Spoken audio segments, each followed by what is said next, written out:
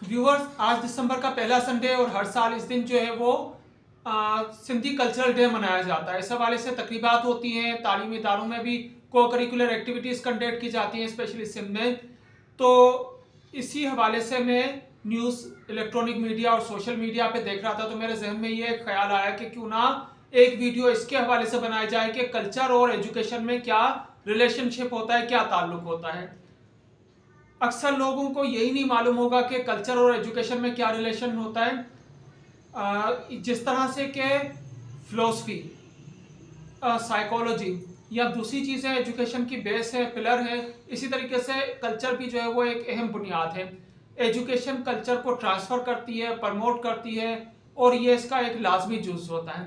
इसकी अहमियत का अंदाज़ा इस बात से लगाया जा सकता है कि दुनिया भर के माहिरीन तालीम इस बात पर मुत्तफ़िक है कि बच्चे को जो इब्तदाई तालीम है वो उसकी मादरी ज़बान में दी जानी चाहिए, या उस ज़बान में जिसमें कि वो सोच सकता है, जिसमें उसे ख्वाब आते हैं, जो ज़बान उसके इर्द गिर्द बोली जाती है।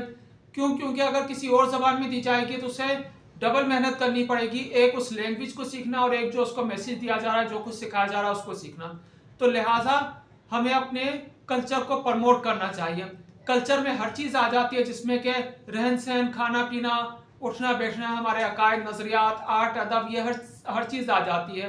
और जब से इंसान पैदा होता है और जब तक हयात रहता है वो इर्द गिर्द उसके कल्चर ही को देखता रहता है, कल्चर से सीखता रहता है। और हर माशरे का अलग अलग कल्चर जो होता है वो उसकी शनाख्त होता है, कल्चर ही नेशन बना रहा होता है।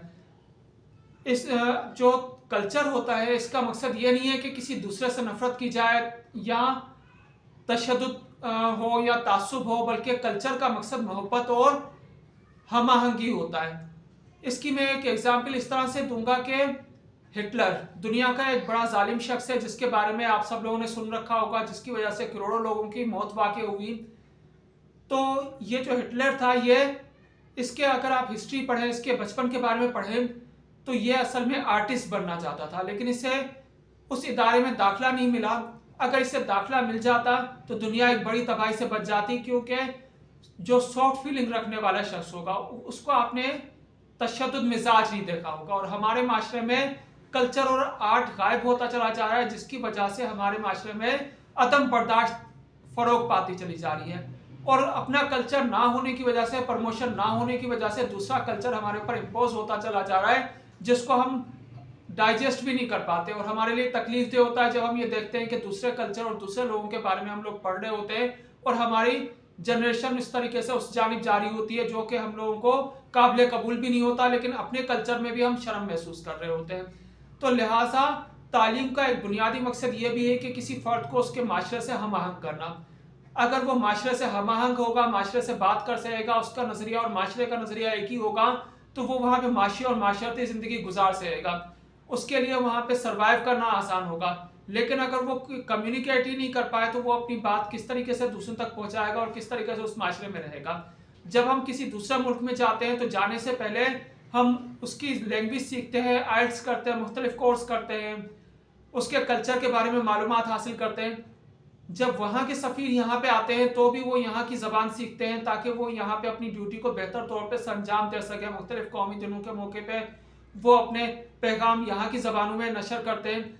तो इसका मकसद ये है कि वो एक वहाँ पे अपनाइयत को जाहिर कर सके। लेकिन इस तमाम बात के बावजूद भी अगर जो लोग ये समझते हैं कि कल्चर को क्यों प्रमोट करना चाहिए या अपने कल्चर को कमतर समझते हैं, तो उनके लिए किसी शायर ने कहा था कि अपने मरकज़ से जो भटकोगे, दूर निकल जाओगे, अफसानों में ढल जाओगे। अपनी मट्टी पे चलने का सलीका सीखो, संगे मरमर पे चलोगे तो फिसल जाओगे। तो ये थी हमारी आज की वीडियो। उम्मीद है आपको पसंद आई होगी। दूसरों से शेयर कीजिएगा, लाइक कीजिएगा और चैनल को सब्सक्राइब कीजिएगा। देखने का बहुत शुक्रिया।